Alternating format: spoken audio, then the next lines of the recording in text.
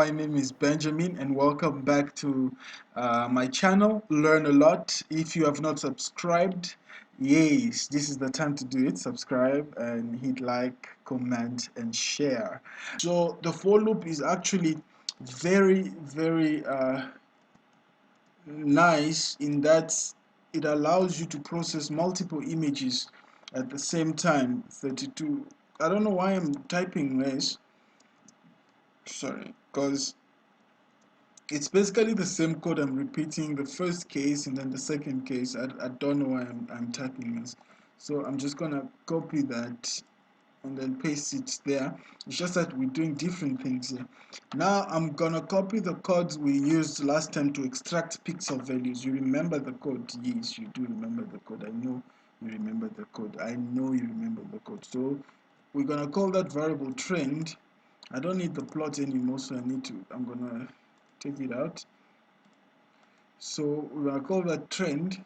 So now we're gonna get the values from the first bottom of NDVI, and then the second one, remember now in the second one we will need to be binding the second image to the first image. So now when we're binding this time around, we're binding them by column the same way I think we explained this binding by column here when we were doing the binding of the different things that we are getting from it. So when we get the values from the second NDVI, we're gonna have to bind it to the trend variable that we created here. We need to bind them together. So here is the first value, the first NDVI layer. Here we're getting the second and the third and the fourth. So every time we get a new NDVI layer, we extract the pixel and we bind it to the following one. So we're gonna have what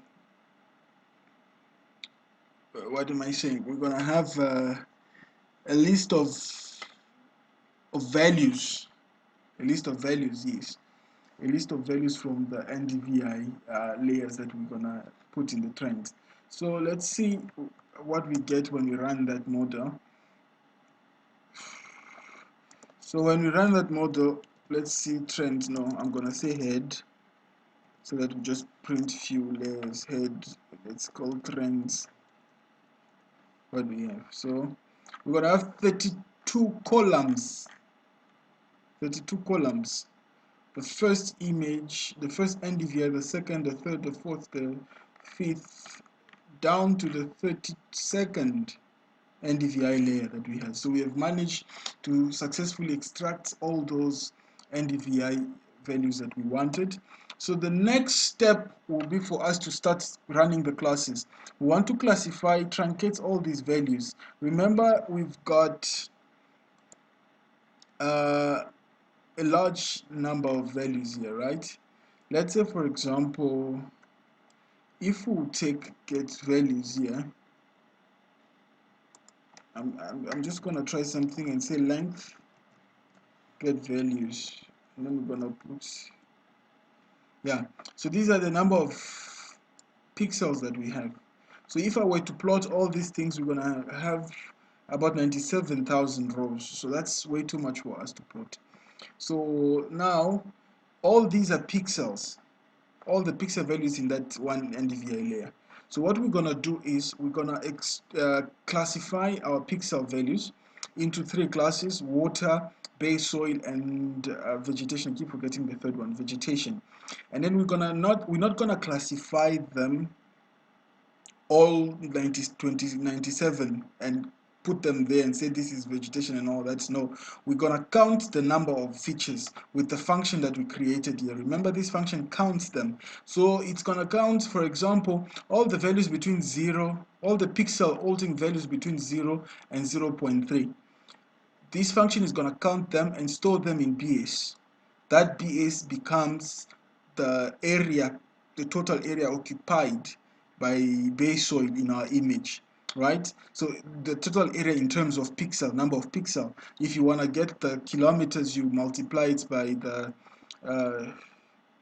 by 10 by 10 ish, by 10 by 10 to get the values in kilometers. But this will be the number of pixel that covers base soil, and then it's gonna store it into a data frame. So we're going to have the data frame at the end of this process, a data frame that gives us the number of pixels of each image, but in a tabular format.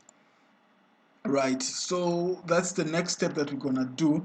So we're going to write a function again for I in 1 up to what number of columns. This time around we're doing number of columns.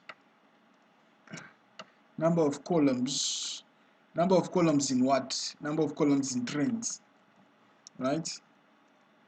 Number of columns in trends. Same formula. The first one we do what we do with it, and the second one we do what we do with it. We're gonna remove these, we don't want it, and then we don't want this. So we're gonna say, we're gonna give this data frame, our function is Saria. We're gonna put trends I, right? And then the second one, remember in the second one, this time around we're not binding the columns, we're binding the rows.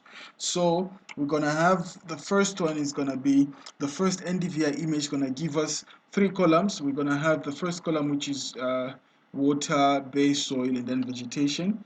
And then when we load the second image needs to bind its values below the first one, right in the same order. So we need to say row bind instead of column bind. We're gonna row bind this information. So we're gonna say dt there. We're gonna put dt there, which is our row bind. Right, I think this is it. Let's try and run it and see what we get. Oh, Joshua, we've got a problem here. We've got a problem here. What's missing? What's missing? What's missing? What's missing? There's something missing.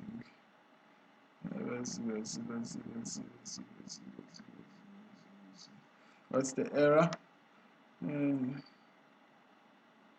They could not find the function Saria. What's our function name? It's Saria. Yes. Wait, we did not run it, so R doesn't know that the function exists. Let's go ahead and run again.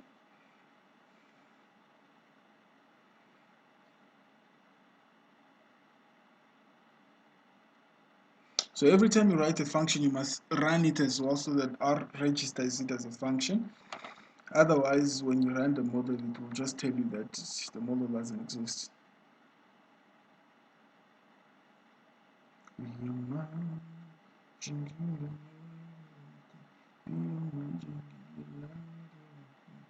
Okay, so now we've got our values. We can check dt and see what we have. So we get 32 points, water, BS, and vegetation. And these are the number of pixels covered for each layer that we are using. Now we're gonna start in this tutorial to do actual plots to see if we can actually detect any changes from our images. Now to do that, we're gonna use a bar plot, and I think we can also try and use a pie plot to see how much we can get from it, but I'm mostly interested in a bar plot which shows us the variation. We can also try and see if we can do a line plot to see if we can get from anything from that anyways. So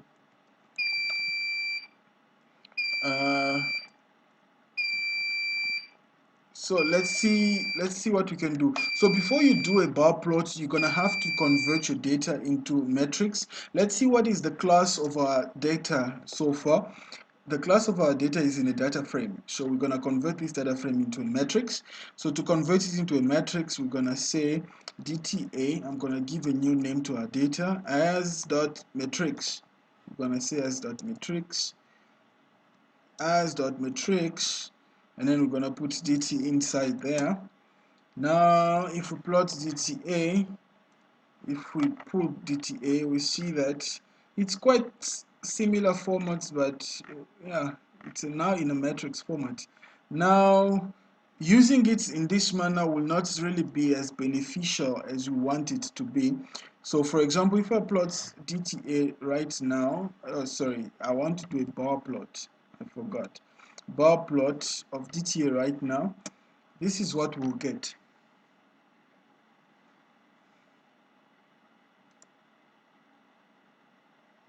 This is what we'll get.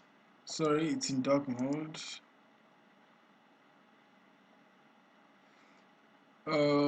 Yeah, so this is stacked. I need to put in a variable besides needs to be equal to true, so that it plots them on the side. It stacked them in that one. So the plot is not in color, so you cannot really see much. I'm gonna write the full code so that you see how we can color these images. So now, as you can see, it separated the three variables that we are using here. It separated it, so it puts water together, and it puts base oil together, and it puts vegetation together. You can see there has been a change for water. There is a change with what is happening with base oil, and there is also a change with what's happening with uh, with vegetation, right? But it's kind of difficult to compare now these images, right? And I don't like how this image is looking, so I'm gonna go back into our previous function and change that to 4 instead of 3, so that we have actual change differences. I want to see if we can get more differences than what we have there. So if I run this, so while that is running, I'm gonna write the function I just wrote now, where we change this to a matrix while it's still running, and then we do a bar plot of DTA, and then we say beside is equal to true, right? So you can actually put more variables if you want to, and you can also change all these things if you want to, because as you can see, it's like the values are in thousands, so we can divide that to make the values in units of 10. And then we can also add certain criteria. For example, I want to add colors. I want to add colors to my thinking. So we've got 3 variables, right? So we're gonna have three colors. I'm gonna give my bar charts 3 colors. It's gonna be, the first one is water, so I want it to be blue. Sorry, you need to combine these colors. That's C. I think it stands for combine. I always thought it stands for combine. And then I'm gonna give a brown color to my base soil, and then I'm gonna give green to vegetation. So when you plot that, sorry, okay, I did not run this, and then we plot. You see that we've got quite a bit of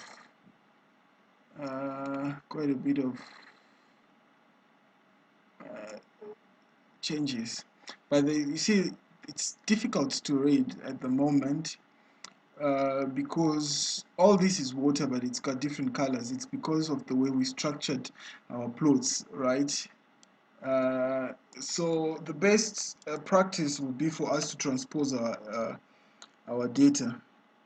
We're gonna transpose our data. Let me transpose it from here. We're gonna transpose it from here, right? And then we're gonna plot that. Now it becomes a bit more understandable, right? So this is what we're dealing with here. So you can see now for the first end of your image, we've got water, we've got base soil, we've got vegetation, water, base soil, vegetation, water, water, base soil, vegetation, water, base soil, vegetation for the 32 images. Now you can see, unlike the previous images that we have, these can become more comparable.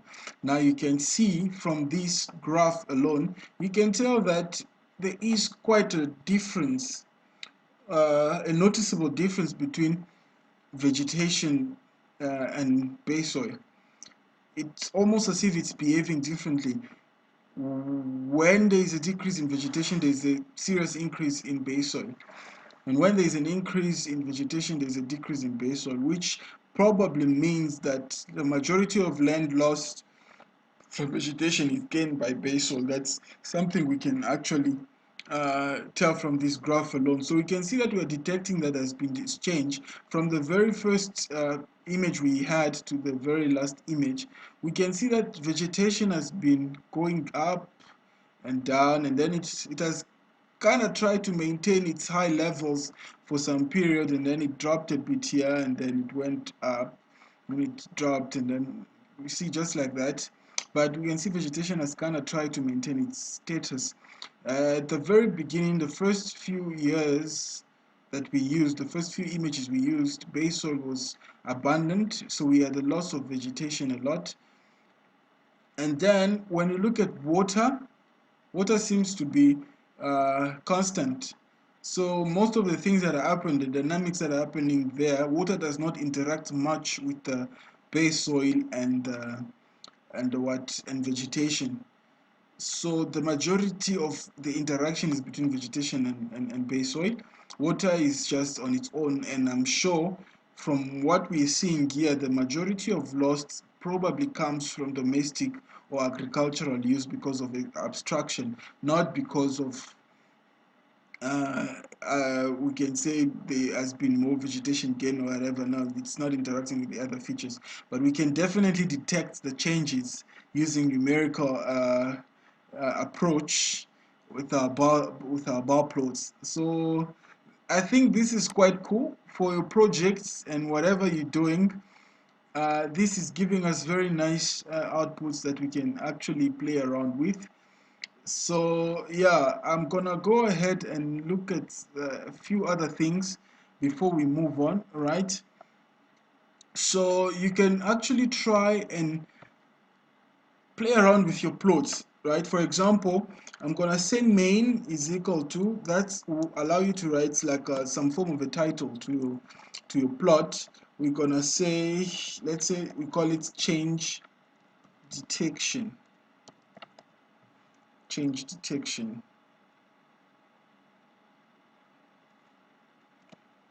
A numerical point of view.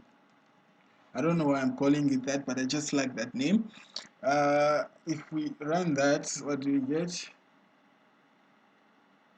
There you go. So it becomes like some form of title to your plot.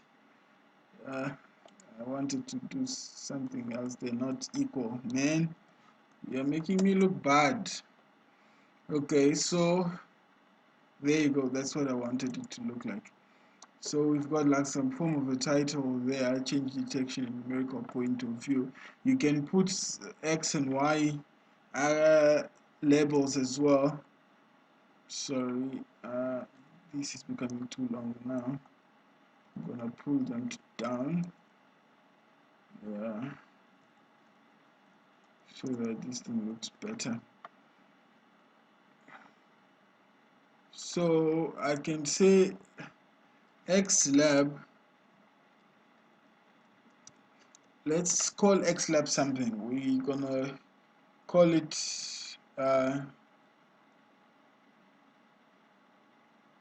I don't know, let's call it coverage. I don't know, surface area. You can give it whatever name that makes sense to you.